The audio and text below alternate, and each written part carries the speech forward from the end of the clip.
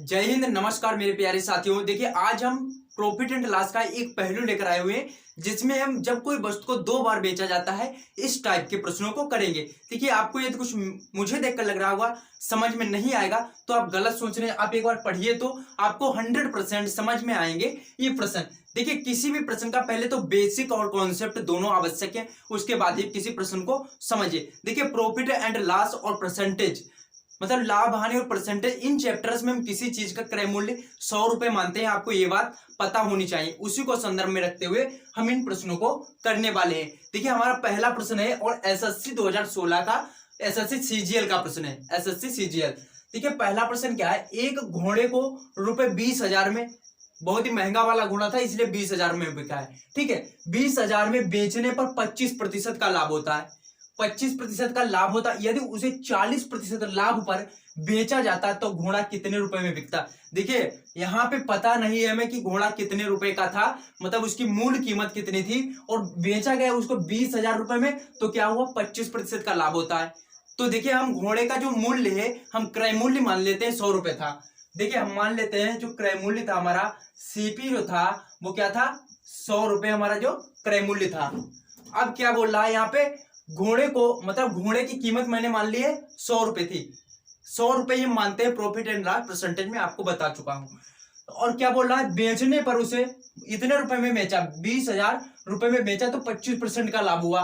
25%। देखिए, घोड़े की मूल कीमत हमने क्या मानी है, 100 रुपए। जब उसको 25% का लाभ होगा तो मतलब उसको क्या होगा, 125 रुपए में बेचा, प्लस 25% का मतलब क्या है, 125 रुपए में उसको सेल किया, मतलब सेलिंग प्राइस हो गया इसका। समझ गया। अब यहां पे देखिए हमारा सेकंड क्या है, यदि उसे 40% लाभ पर बेचा जाता तो घोड़ा कितने रुपए में बिकता। 40% लाभ का मतलब क्या है, उसको 140 रुपए में बेचा जाता, मतलब प्लस 40%, उसको 140 रुपए में बेचा जाता तो घोड़ा जो कितने रुपए में बिकता, घोड़ा कितने रुपए में बिकता। अब यहां पे देखिए एक चीज क्या है, हमने क्या माना, 100 रुपए उसका क्रय मूल्य था, 25% के लाभ पर बेचा गया तो 125 रुपए में बेचा गया, 125 रुपए में बेचा गया। लेकिन क्वेश्चन में क्या बोला है, जब 25% का लाभ हुआ तब उसने कितने रुपए में बेचा, 20,000 रुपए में। तो मतलब 125 यूनिट की वैल्यू क्या है यहाँ पे, 125 यूनिट की वैल्यू है 20,000। अब इसको जब हम सॉल्व करेंगे, 25 पंचे 125, 25 अट्ठे 200, 0 और 5 से हम डिवाइड करेंगे तो क्या होगा, 160। मतलब एक यूनिट की वैल्यू 160 रुपए आ चुकी है। अब एक यूनिट की वैल्यू 160 रुपए आ चुकी है। बोल रहा है 40% लाभ पर बेचा जाता तो घोड़ा कितने रुपए में बेचता। 40% का मतलब क्या है, 140 रुपए में बेचा जाता तो एक यूनिट की वैल्यू क्या है, 160 है, तो 140 यूनिट की वैल्यू क्या हो जाएगी। देखिए, 140 यूनिट की वैल्यू, 140 यूनिट की वैल्यू हो जाएगी 140 गुणे 160, क्या होगा, 14 छाक 84, हासिल लगा 8, 14 एकम 14 और 8 22। मतलब ये जो इसका राइट आंसर 22,400 रुपए में घोड़ा बिकता यदि उसको 40% लाभ पर बेचा जाता। देखिए, एक बार फिर से समझिए, हमने क्या किया, घोड़े की मूल कीमत नहीं पता था और हमने 100 रुपए मान ली। क्या बोल रहा है, घोड़े को 20,000 रुपए में बेचता, लेकिन मैं यहाँ पे थोड़ा सा इसको एकदम फ्लॉप कर लेता हूं। बोला 25% का लाभ होता, घोड़े के 100 रुपए मूल्य था, 25% का लाभ होता, 100 का 25%, 25 हुआ तो 125 रुपए में बेचेगा, तभी तो 25% का लाभ होगा। अब यहां पे क्या हो रहा है, घोड़े को कितने रुपए में बेचे कि 40% का लाभ हो तो 140 रुपए में बेचेगा। लेकिन यहां पे क्या है, 125 रुपए में बेचता है तब 25% का लाभ होता, लेकिन क्वेश्चन बोल रहा है रुपए 20,000 में बेचता है तब 125% का लाभ होता। देखिए, तो 125 की वैल्यू क्या है, 20,000। हमने यहां से एक यूनिट की वैल्यू 160 निकाल ली। अब पूछ रहा 40% लाभ पर बेचने में कितने रुपए में बेचेगा, तो 140% का मतलब 140 की वैल्यू निकालनी है, तो एक यूनिट की वैल्यू 160 हो गई थी, तो 140 यूनिट की वैल्यू कितनी हो जाएगी, 22,400। अब देखिए, हमारा जो सेकेंड प्रश्न है बहुत ही बढ़िया प्रश्न, इसी टाइप का प्रश्न है और लाजवाब प्रश्न। यह भी प्रश्न जो है एसएससी एमटीएस 2018 का आया हुआ प्रश्न है।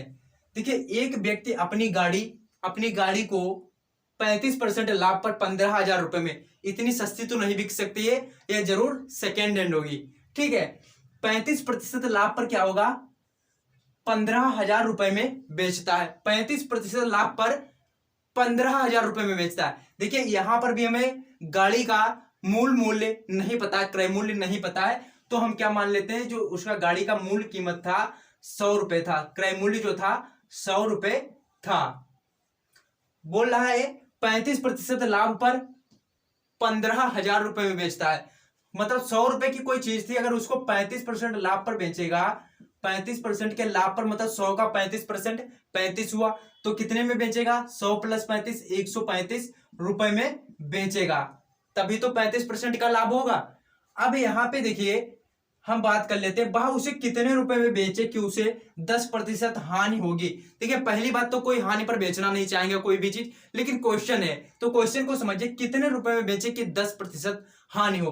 तो यहाँ पे देखिए मूल्य कितना है, क्रय मूल्य कितना है, 100 रुपए है, क्रय मूल्य 100 रुपए है।